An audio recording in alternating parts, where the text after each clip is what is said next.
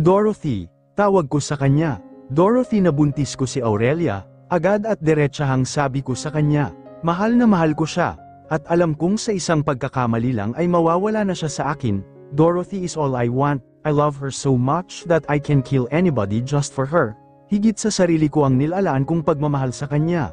Ngunit bakit sa isang pagkakamali, mawawala lahat ng pinaghirapan ko upang makuha siya ng buo, nang dahil ito sa babaeng kinamumuhian ko. Babaeng sumira sa mundo at buhay ko, siya yung babaeng walang ibang alam kundi sirain ang araw ko. Naiinis ako sa kanya, naiinis ako dahil sa dami ng babae siya pa, bakit siya pa yung nabuntis ko? Lahat na yata ng kamalasan sa mundo, ay ako ang sumalo. You got me pregnant, you asshole. Nasa kantin kami ng school noon, kasama ko ang mga kaibigan namin, si Dorothy lang ang wala. Dulot ng pagsigaw niya ay nakuha namin ang atensyon ng lahat ng nasa kantin, ibinato niya sa akin ang 5 pregnancy test na iba-ibang uri, lahat iyon ay nagsasabing positive, ang salitang nagpaguho sa mundo ko. Nakita ko ang pagngisi niya at pagkislap ng mga mata niya, nakuha pa niyang maging masaya. Anong klase siyang nilalang na nakukuha pang maging masaya samantalang may sinira siyang buhay at pangarap? You, slut, hindi ako ang ama niyan. Don't push me to a situation I don't deserve. Balik sigaw ko sa kanya. Hindi pwede ito, hindi pwede dahil may Dorothy ako. Alam kong may nangyari sa amin ng babaeng ito, pero hindi yun sadya, hindi ko yun ginusto. Lasing kaming pareho, at alam ko sa sarili ko na kahit kailan hindi ko yun gagawin kung matino lamang ako. No way, ni hindi ko pa nga yun nagagawa sa girlfriend ko, and ito ang nangyari, kamalasan. We'll get married, masayang salubong nito sa akin pagkapasok ko sa bahay. Bakit naririto ito? You need to marry my daughter, Mr. De La Merced, pinal na saad ng ama ni Aurelia. Yes, sa wakas magiging akin ka na rin, masaya pang osek sa akin ng gaga. Nang panahong yon, akala ko ako na ang pinakamalas na tao sa buong mundo. Nagpakasal ako sa isang taong kinamumuhian ko. Paano naman si Dorothy? Iniwan at sinaktan ko siya, mapapatawad pa kaya niya ako? May check-up ako, samahan mo ako, inis na utos sa akin ni Aurelia, pero agad ko lamang siyang tinapunan ng masamang tingin, hindi ko anak yan, hindi ko ituturing na anak yan, kahit pa siguro mamatay yan, hindi ko yan iiyakan. Anak, hindi tayo gusto ng dada mo, pero lalaban tayo, okay? Rinig kong pang-uusap niya sa batang nasa loob ng tiyan niya. Parang kumulo lamang ang dugo ko imbes na maawa. Pupunta ka na naman sa kireda mo, hindi ko siya sinagot dahil baka pag sinagot ko na naman siya iiyak na naman siya sa sulok at parang kaawa-awa. Matapang lang naman siya kapag nakaharap pero kapag nakatalikod na, ang hina-hina na niya, nagtatapang-tapangan ang luko. Kain lang tayo ng marami baby, para kapag lumabas ka, suntukin mo si Dada. Iparamdam mo sa kanya na hindi tamang hindi ka inalagaan noong nasa tummy pa kita. Mula noon, naramdaman ko ang lukso ng dugo sa anak ko kahit nasa sinapupunan pa lamang siya, naglakbay ang imahinasyon ko, ang larawan ko buhat-buhat ang lalaking anak ko, yung tinuturuan ko siya sa mga hilig ko. Ingatan mo ang anak ko, asak ko sa kanya, upang ipaalala na hindi lang dapat sarili niya ang iniisip niya, puro na lang kasi siya drama, nakakainis. She passed out, balita sa akin ng mama niya. Agad akong napabangon at madaling nag-drive papunta sa bahay nila. Unang beses nakuha kong maawa sa kanya, naabutan ko kasi siyang nakahiga, mahinang-mahina, niyakap ko siya. Oo, niyakap ko si Aurelia. Unang beses rin muling inalo ko siya dahil sa pag-iyak niya. Don't make me give up on you, Lander, saad nito nang magkakomponta kami. First time I felt nervous and disappointment to myself. Hindi ko alam kung bakit nalungkot ako sa isiniwalat niya. For sure divorce na tayo kapag dumating ang araw na yun. Tukoy niya sa panahong ipanganak niya ang anak namin. Hindi ko alam at hindi ko maintindihan kung bakit damaloy ang sakit sa dibdib ko sa pagkakataong yun. Nasanay ako sa pag-aalaga at presensya niya. Kung dumating nga siguro yung araw na isuko na niya ako, siguro ipagpapasalamat ko yun. Ngunit bakit ang bigat-bigat sa dibdib habang yun ang inaalala ko? Maghiwalay na tayo, pagkatapos kong manganak, mga panahon na nakaramdam ako ng takot kapag kabuwanan na niya, yung natatakot akong manganganak na siya. I have diagnosed with heart disease, noong sinabi niya yon, punong-puno ng kasiguraduhan pero nabarado ang utak ko upang paniwalaan yun. Pero noong sinabi niyang maaari siyang makitilan ng buhay kapag dumating ang araw na manganganak na siya, ay araw-araw, gabi-gabi ko nang pinagdadasal na sana tumagal pa ang araw ng panganganak niya. Noong panahong isinuko na nga niya ako, doon ko natutunang may nararamdaman na rin pala ako sa kanya. When she's giving birth with our son, nanatili ako sa altar, magdamag na kaluhod at nagdadasal, ngunit nang sabihin ng doktor na nakasurvive ang anak ko, ay magkahalong lungkot at saya ang naramdaman ko, dahil hinila ng lungkot ang saya nang sumunod na sinabi ng doktor na comatose ang asawa ko. Sinisi ko ang sarili ko, hindi ko siya nakuhang pahalagahan noong nakikita ko siyang nakakatawa pa. Nang mga panahong yon, walang Dorothy ang dumantay sa isipan ko, alam ko na sa sarili ko kung bakit, dahil si Aurelia na ang mahal ko. Nagising siya, sa haba ng hinintay ko nakita ko ring nakabuklat ang magagandang mata niya, bukod sa makita siyang yakap-yakap ng anak ko, ay walang pagsidla ng saya ang nadarama ko habang nakikita ko ang sarili kong niyayakap at hinahagkan siya. Si Aurelia yung taong akala mo walang magagawa sa buhay mo kundi panggulo lang. Ngunit siya pala yung magpapakulay sa mundo mo kahit ang dami mo nang napagdaanan.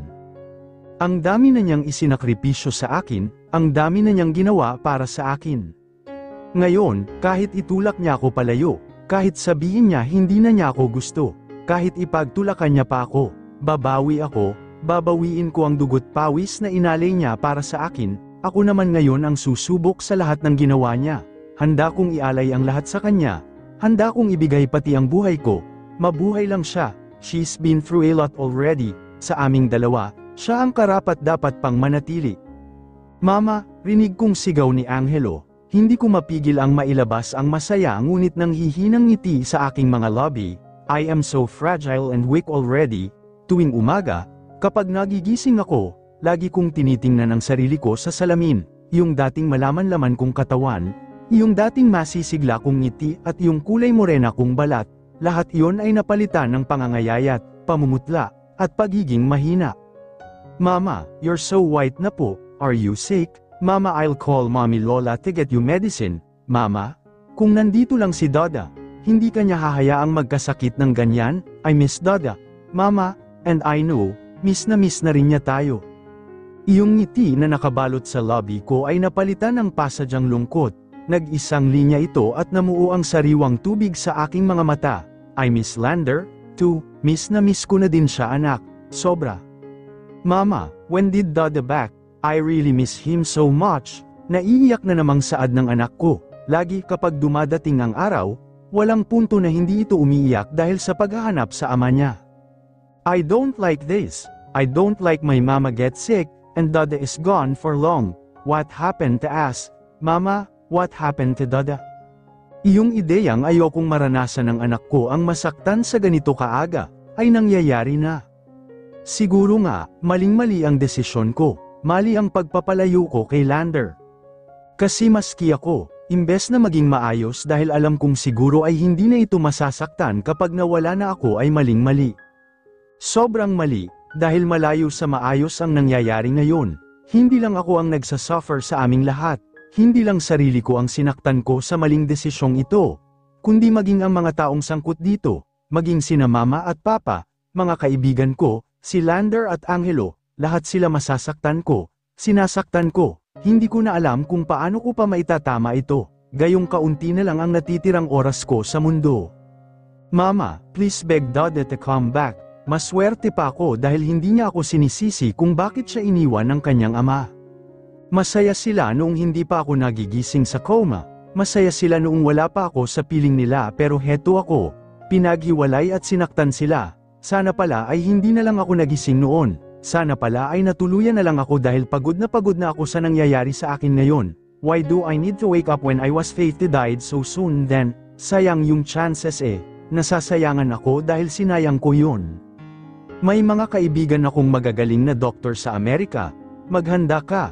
Aalis tayo, kunin mo lahat ng pwedeng makuha, call Joey to get private plane, aalis tayo after nyong mag-impake, agarang bungad sa akin ni Papa at Mama nang dumating sila, they have their packed up things with them. Hinila ako ni Mama at agad binigyan ng yakap, naiiyak ako dahil namamanhid na ang katawan ko. At ang alam kong mahigpit na yakap na yun ay naging parang hangin lang na kumapit sa katawan ko. Nagsimula nang humagulgol si mama kaya hindi ko na rin napigilan ang mga luha ko, hindi ako makahinga. Nang humiwalay si mama sa yakap ay sinakop niya ang mukha ko ng kanyang dalawang palad. Why you did not tell us, anak? Hindi ko kayang sumagot. Para siyang pinagbagsakan ng lupa nang tingnan niya ang kabuuan ko. At pagkatapos nun ay muli siyang humagulgol at muli akong niyakap. Mama, nakita ko si Papa na naiiyak na rin, anak ko, paulit-ulit na sambit ni Mama, nakikita ko rin kay Papa na nagpipigil humagulgol. Gagaling ka, okay, gagaling ka, kahit maglabas tayo ng milyon, kahit maubos ang pera natin, gagaling ka, patuloy ang pag-iyak ni Mama. Umiling ako at mahinang ngumiti, tumango ako sa ngayong naiiyak na rin si Papa.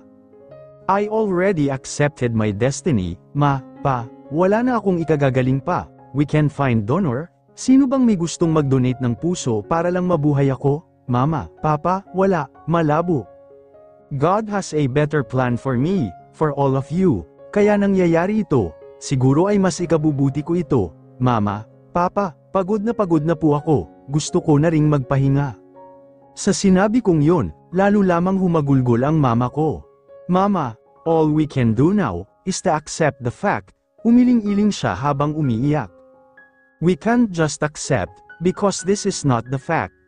Anak, gagaling ka, you'll get cured, makakahanap tayo ng donor mo. We can't just give you up, anak, we can't, pagmamatigas ni mama. Bumitaw siya at mabilis na kinuha ang malita na nakahilera sa gilid ng kama, siya na rin ang nagkarga ng mga damit at kakailanganin roon. Wala akong ibang magawa kundi ang panoorin ang umiiyak at nagkakanda-ugaga kong ina. Ito yung kinatatakutan ko kapag nalaman nila ang sakit ko. Ito yung ayaw ko sanang makita, ang mahirapan sila ng dahil sa sitwasyon, ang masaktan sila. Mama, Papa, handa na po ang mga gamit ni Angelo. Tinig ng isang pamilyar na tinig mula sa pintuan. Hindi agad ako nakakuha ng lakas upang masilip at makumpirma kung sino ang nagsalita. But before I can move on with what I just heard, a pair of arms, hinila ako ng mahigpit na yakap mula sa likod. Wala pa man ay nakumpirma ko na kung sino nga ito, the person who I have been longing for, yung taong, sobrang miss na miss ko na, napapikit ako ng maramdamang mas humigpit pa lalo ang yakap niya, at tuluyan nang muling nagpadaloy ang mga mata ko ng sunod-sunod na luha, at ang paglabas ng hikbi, sa muling pagpitik ng hikbi ko ay siya ring pagkabasa ng balikat ko. Umiiyak rin siya. I miss you, please do me a favor, stay awake, Aurelia, please, keep your eyes open, for me, for Angelo, for Mama and Papa, please. No, you can't be my donor, pagmamatigas ko sa pagpupumilit ni Lander, nagsimula na namang magtubig ang mga mata ko, sinuntok ko siya sa dibdib habang umiiling. You can't be, Lander, tingin mo ba kapag nabuhay ako kakabit ang puso mo? At wala ka na sa tabi ko, na wala ka na sa mundo, magiging masaya ako. Lander, this can't help me, hindi ka pwedeng mamatay, walang mamamatay kundi ako lang dapat. We're in process of searching my heart donor, nasa Amerika kami at halos 3 buwan na rin kaming naghihintay ng donor ko, nakakagain na rin naman ako ng lakas dahil sa mga ipinapainom sa akin, ang dating ayaw kong lugar ay siyang kinalulugaran ko na naman ngayon, ang hospital. 3 taon na rin muli akong nananatili sa ganitong lugar. Wala akong magawa dahil ang magpalakas na lamang ang naibabayad ko sa mga taong nakapaligid sa akin ngayon. I take Mila as my personal nurse, isinama ko siya. Sina Maymay, Zed, Hernan at Ophel naman ay 3 beses sa isang buwan akong dinadalaw. Sina Mama at Papa, sila yung laging kasama ni Lander at Angelo sa pagbabantay.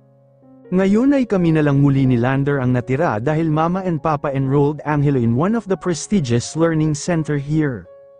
Pero Aurelia, ikaw, mabubuhay ako tapos ikaw mamamatay, ano pang silbi yun kung ganoon? Lander, naiiyak na naman ako, nakakainis kasi, lagi niyang pinagpipilitan na siya na lang daw ang magiging donor ko. At least secure daw ang magiging puso ko at alam daw niyang hindi na yun hahanap pa ng iba dahil kanya na naman daw yun. Nakakainis, narito pa rin siya, pilit akong pinapalakas at pinapasaya, ang swerte ko dahil may asawa akong katulad niya. Sila na lang ni Angelo ngayon ang pinag-iipunan ko ng lakas. Yung dati ideya kong sumuko at magpatalo na lang sa sakit ko ay nawala, napalitan ng buong desisyong mabuhay pa ng matagal at labanan ang kung anong virus na nasa katawan ko ngayon. Nabigyan ako ng pag-asa. I hope, I'm the one who can feel your pain. Kung pwede lang, kunin ang lahat ng sakit na nararamdaman mo. Gagawin ko.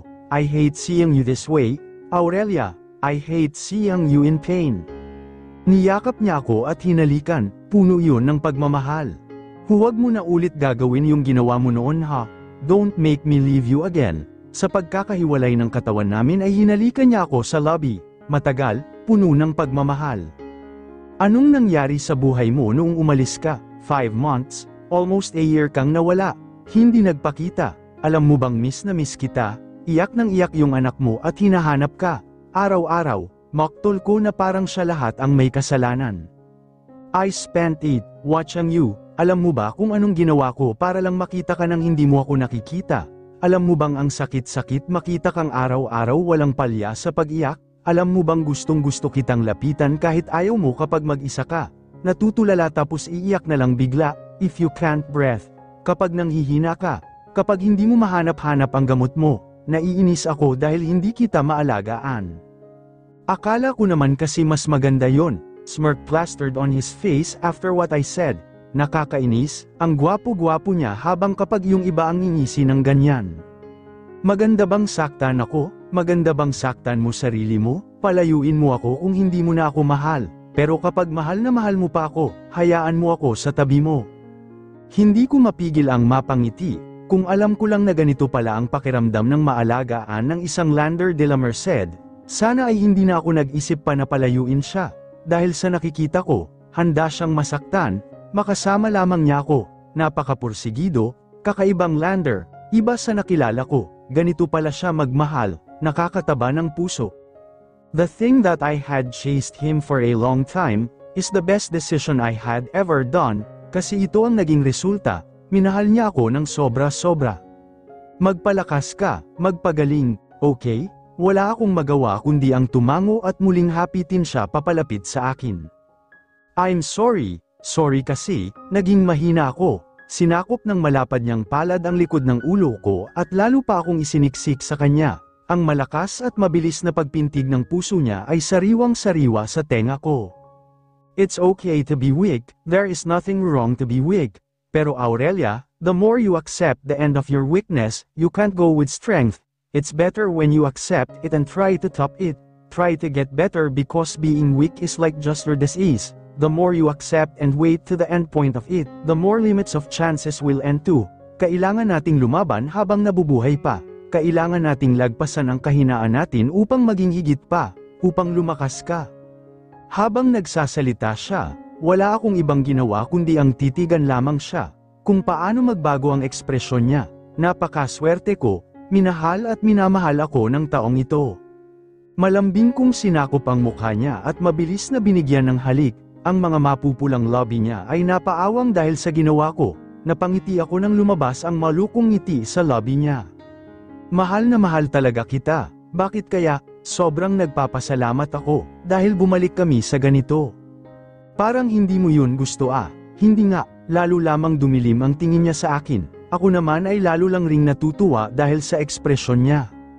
Sa ayaw at sa gusto mo, wala ka nang magagawa dahil alam kong mahal na mahal mo ako. Hindi ka na rin makakawala sa akin, dahil mahal na talaga kita. Wala akong ibang hiniling sa Diyos kundi ang mahalin ng taong mahal ko, pahalagahan ng taong pinapahalagahan ko, maging malakas at punan ng lakas ang mga kahinaan ko. Napapangiti ako habang inaalala ang mga napagdaanan ko, mga luhang malayang tumulo, mga pag-asang halos nanlabo at mga nararamdamang nais lumobo. Isa akong babaeng naghanap ng pagmamahal, naghangad ng pagpapahalaga, at lumalaban sa kahinaan, sa mga bagay at pangyayari, sa lahat ng napagdaanan at mga pighati. Deserve ko naman sigurong sumaya, I want to feel happiness, just this once. Dorothy, bigkas ko habang hinaharap ito, bakas ang gulat at pagtatanong sa aking mukha. She's here, and I don't know why she is here. Dumaan ang kaba at panghihina nang makita ko siyang ngumiti, ngiting nagdudulot ng kakaibang damdamin. You look so messed, she blurted. Wala akong ibang nagawa kundi ang titigan siya sa mapagtanong na mga mata. Tinaasa niya ako ng kilay at pinasadahan ang aking kabuuan. Karma is here. Look, who got it? Muli ay sambit niya. Patukoy ito sa akin. Alam ko, kung dati-rati, wala siyang laban sa akin. Kung dati-rati, iiyak na lang siya kapag nakakaharap ako. Dati, wala siyang alam gawin kundi ang magpakumbaba. Ngayon ay ibang-iba na, pagkat wala na akong laban sa kanya. Alam niya at nakikita niya kung gaano na ako kaina. She is Dorothy, our innocent Dorothy, ang kaibigan naming inosente sa lahat ng bagay. Mabait sa kahit sino, at mahina kung titingnan. Noon ay kinakaya-kaya ko siya. Ngayon ay ako na ang kinakaya-kaya niya. I have suffered for very long time. This time, you should too. Matagal ang karma mo. Pero masyadong delikado. Napapailing siyang napapangiti habang madilim na nakatitig sa akin ang kanyang mga mata. Anong ginagawa mo rito? Dorothy, halos pabulong at paus kong tanong, sa dami ng mga nasabi niya. Yun lamang ang napagtanto kong itanong sa kanya. Gusto ko lang siguraduhin na mawawala ka na talaga sa mundo, at sa buhay namin ni Lander. Mula sa pagkakahiga ay pinilit kong bumangon, pero natawa lamang siya. Huwag ka nang mag-abala, ayokong mamatay ka ng maaga. Ngayon, sa lahat, ito ang unang pagkakataong makita ko siyang ganito, puno ng galit at paghihiganti ang nakarehistro sa mukha niya. I made her that way, sinira ko sila ni Lander, sinira ko ang mga pangarap nila, at sinira ko yung pagmamahala nila. Naging ganid ako at makasarili. I can't blame her for hating, loathing me so much. Mahal na mahal ko si Lander, siya lang yung mayroon sa akin, siya lang yung naniniwala sa akin. Siya yung laging nandyan kapag hinang-hina na ako. Walang ibang may gusto sa akin sa mundong ito. Hindi ako mayaman kagaya mo. Hindi ko lahat nakukuha ang mga gusto ko, kagaya mo. Aurelia, kay Lander ko lang naranasan ang kasiyahan at pagpapahalaga sa mundo. Pero anong ginawa mo? Kinuha mo siya sa akin, yung mga bagay na ikinatutuwa at ikinagagalak ko sa buhay ko. Pinagkait mo, sinira mo ang kaligayahan ko. Inagaw mo ang taong mahal ko. Kinuha mo ang mundo ko, paninimulang sisi niya. Hindi ako nagsalita, wala akong ibang nagawa kundi ang yumuko at magpakumbaba. Konsensya, iyon ang bumalat sa akin sa pagkakataong ito. Wala akong ibang ginawa sa iyo kundi kabutihan. Lahat ng inuutos mo, sinusunod ko. Lahat ng assignments mo, projects at maging thesis mo, ako ang gumawa. Pero anong pinalit mo sa kabutihang inilahad ko sa iyo? You made my life miserable. Kinuha mo ang nag-iisang taong nakaka-appreciate sa akin, sa barkada. Alam kong walang may gusto sa akin, they don't want me there. Alam ko, si Lander lang yung tumanggap sa kahinaan ko nang yung tumanggap bilang ako. Lahat sila. Ikaw, puro na lang ikaw, si Lander na lang yung nasa sa akin. Pero inagaw mo pa, kinuha mo, nilayo mo. Naiiyak ako dahil wala sa punto niya ang hindi totoo, puro yun katotohanan, at nakukonsensya ako. You deserve to be miserable too, for all those stupid things you did, you deserve to be miserable, Aurelia.